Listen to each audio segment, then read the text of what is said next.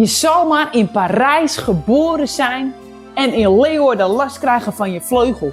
Het is gebeurd bij de slechtvalk. Hij kreeg last van zijn vleugel en daarom is hij binnengekomen bij ons in de opvang. Maar aan zijn ringetje die hij op zijn poot had, konden we dus zien dat hij helemaal uit Parijs kwam. Daar is hij geboren en hij is al bijna 4 jaar oud.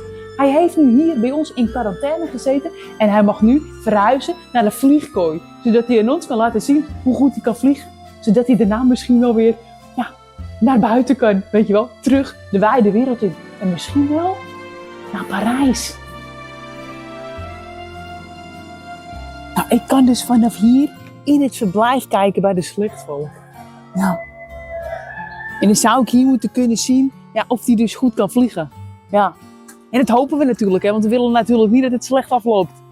Met de slechtvalk. Snap je?